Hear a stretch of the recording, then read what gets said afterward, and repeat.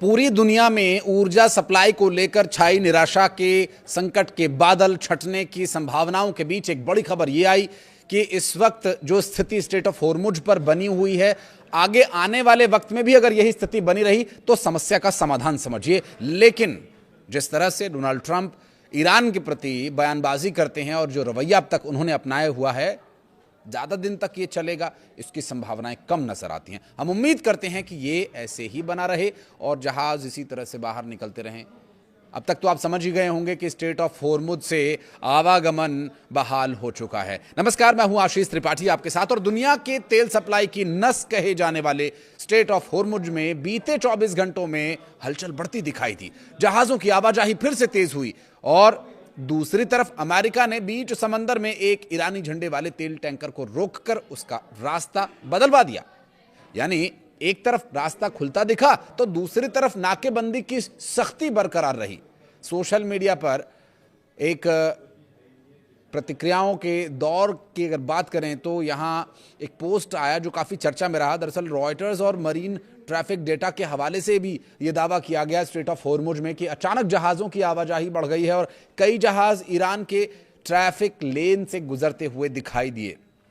अब ये तेल बहाली दरअसल अमेरिका चाहता भी है कि नहीं? अमेरिका के रवैये से तो ये लगता है कि वो सिर्फ अपने तेल के जहाज या अपने जो उसके सपोर्टिव कंट्रीज हैं उन्हीं के तेल के जहाज को गुजरते हुए देखना चाहता है, बाकी किसी को नहीं।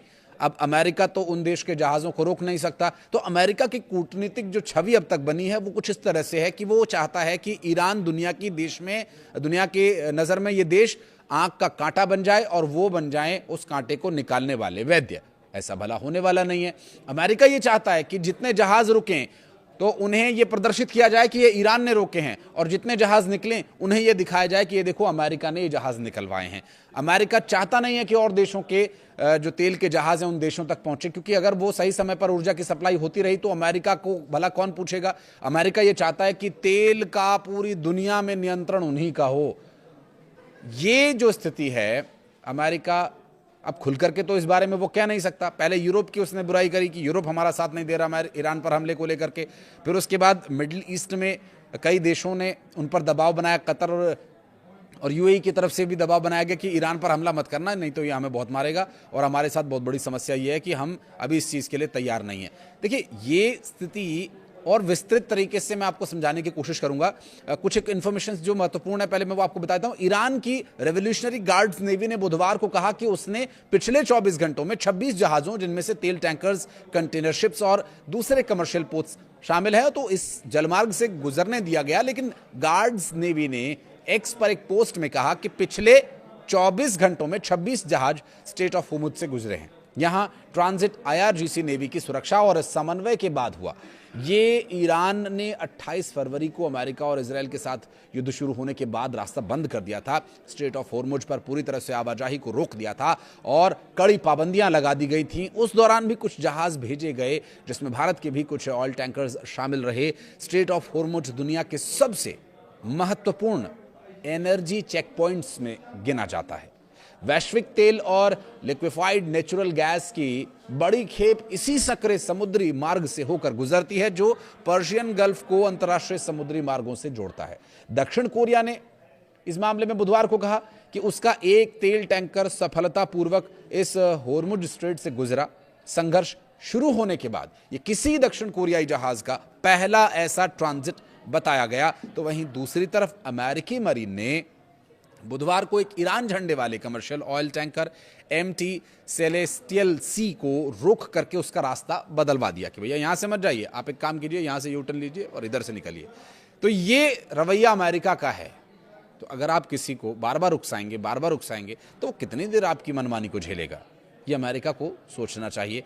और इसका परिणाम क्या रहा और अमेरिका की इस हरकत को लेकर अमेरिका में क्या बवाल मचा हुआ है, उस पर मैं एक अलग से वीडियो लेकर आऊंगा, उसे भी आप देखिएगा। फिलहाल आपको बता दें कि अमेरिका को यह शक था कि वो ये जहाज अमेरिकी नौसैनिक नाकेबंदी से बचाने की उन्हें कोशिश कर रहा है, क्योंकि 31 मरीन एक्सपीडिशनरी यूनिट्स के मरीन ओमान की खाड़ी में जहाज पर चढ़े, उसकी तलाशी ली, फिर उसे रास्ता बदलने के निर्देश दिए गए या यूं कहें कि मजबूर कर दिया गया। अमेरिकी सेंट्रल कमांड ने यह कहा कि अमेरिकी बल पूरी सख्ती से नाकेबंदी को लागू कर रहे हैं और अब तक 91 कमर्शियल जहाजों को नियमों के पालन के तहत रास्ता बदलवाया गया।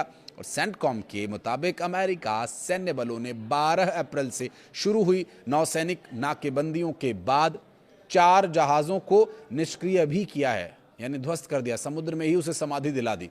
अमेरिकी प्रेसिडेंट डोनाल्ड ट्रंप ने दावा किया कि तेल की कीमतें जल्द गिरने वाली हैं।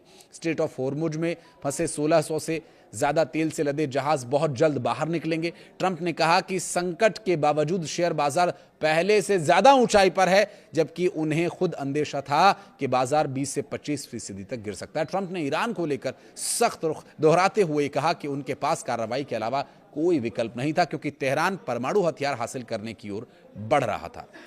ये एक दूसरा मुद्दा है जिसको लेकर के डोनाल्ड ट्रंप लगातार ईरान को दबाव में लेने की कोशिश कर रहे हैं, लेकिन ईरान वही पुष्पा स्टाइल में झुकेगा नहीं वाला जो उसका एटीट्यूड है, ये दरअसल डोनाल्ड ट्रंप को पसंद नहीं आ रहा है। अब चूंकि ऊर्जा सप्लाई का संकट अगर पूरी दुनिया में बना रहेगा, और उससे ऊर्जा सप्लाई का संकट होना एक अलग बात है, लेकिन ऊर्जा सप्लाई के संकट की खबरों का फैलना ये एक दूसरे तरह से शेयर बाजार पर असर डालता है। तो ये जो दोनों बातें हैं, इन दोनों बातों को जोड़ते हुए अमेरिका के प्रेसिडेंट ये चाह रहे हैं कि पूरी दुनिया में उनकी वाहवाही हो जाए, हर कोई उनकी तारीफ करे कि क्या बात है, इतना युद्ध लड़ने के बाद भी शेयर बाजार कितने टॉप पर है।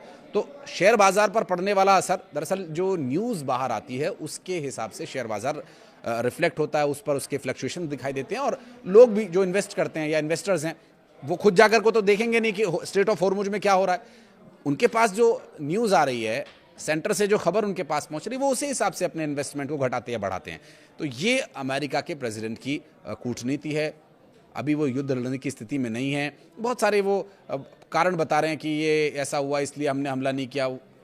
एक और वीडियो में लेकर आता हूं उस पर भी, लेकिन फिलहाल जो एक और महत्वपूर्ण इन्फॉर्मेशन है वो ये कि ईरान को परमाणु हथियार नहीं बनाने देने की जिद अमेरिका छोड़ नहीं रहा, और जल्द किसी न किसी तरह से ये जिद उसे छोड़नी होगी, अन्यथा युद्ध खत्म होने की परिस्थितियां फिलहाल बनती हुई नजर नहीं आ रही हैं। ईरान अपनी जगह यथावत डटा हुआ है। उसकी वही 5 बातें कि अमेरिका हमारे नुकसान की भरपाई करे, अमेरिका ने जो हम पर हमले किए हैं और जो प्रतिबंध लगाए हुए हैं उन्हें खत्म किया जाए, स्ट्रेट ऑफ होर्मुज पर से जो नियंत्रण का दावा किया जा रहा है उसे हटाया जाए, जो ठीकरी पहरा अमेरिका लगाए बैठा है उसको हटाया जाए। तो ये सारी बातें बार बार दोहराई जा रही हैं। वो ब्लूप्रिंट्स, मिसाइलों के, परमाणु हथियारों पर रोक, एनरिच्ड यूरेनियम छीन लेने वाली बात, इन्हीं सब बातों पर ईरान अडिग खड़ा है कि भैया ये हमारी सुरक्षा के 5-6 बिंदु हैं, इससे हम कोई समझौता नहीं करेंगे। ठीक है, लड़ लेंगे युद्ध, इतने दिनों से लड़ रहे हैं, कुछ और दिन सही। बहरहाल इस पूरे विषय को लेकर अगर आप कुछ कहना चाहें तो कमेंट सेक्शन में जरूर बताइएगा।